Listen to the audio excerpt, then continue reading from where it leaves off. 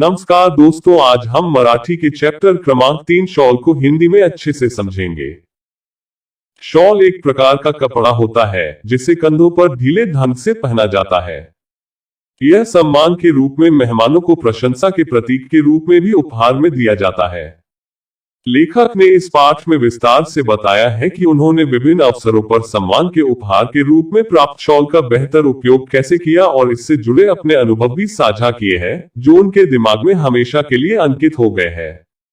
लेखक के अनुभव उनके अपने शब्दों में हम जानते हैं। एक बार मैं किसी काम से पीएल देशपांडे जी के पास जा रहा था। जब मैं निकलने वाला था तो सुनीताबाई जी ने मुझे एक शॉल भेंट की। मैंने इसे तुरंत स्वीकार कर लिया क्योंकि पीएल देशपांडे और सुनीताबाई जी से एक शॉल प्राप्त करना सबसे बड़ा सम्मान था। पर मैंने इस शॉल का इस्तेमाल कभी नहीं किया। कुछ दिनों बाद में मैं विश्वकोश के अध्यक्ष के रूप में वाई के पास गया और वहां में कृष्णा नदी के तट पर प्रदन्या पाठशाला के एक कमरे में रहा। सर्दियों के दौरान एक गरीब महिला एक टोकरी में बच्चे के साथ मछली पकड़ने के लिए वहां आई। उस सर्द मौसम में बच्चा कांप रहा था, लेकिन मां के पास उसकी देखभाल करने का समय नहीं था। मैं अपने आप को रोक नहीं पाया और मैंने तुरंत अपनी कीमती शॉल ली और महिला को दे दी और उससे बच्चे को उसमें लपेटने के लिए कहा।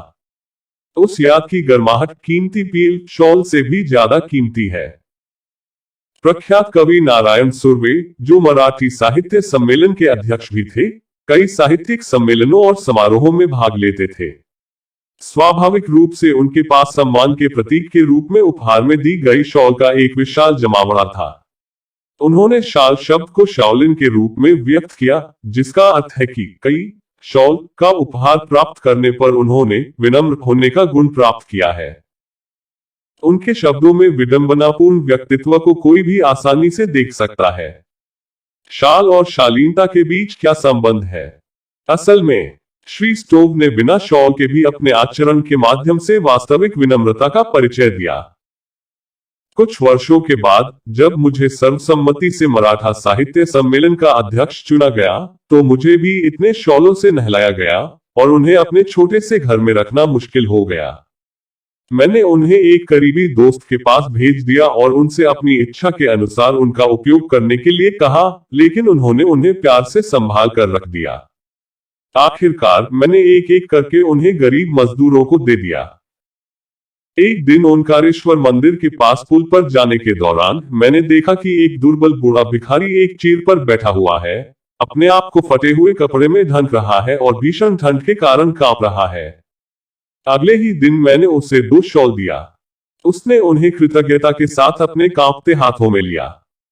कुछ दिनों के बाद जब मैं फिर वहां गया तो पाया कि बूढ़ा भिखारी उसी पुराने कपड़े पर बैठा था, ठंड में कांप रहा था। मैंने उससे पूछा कि क्या वह मुझे पहचानता है।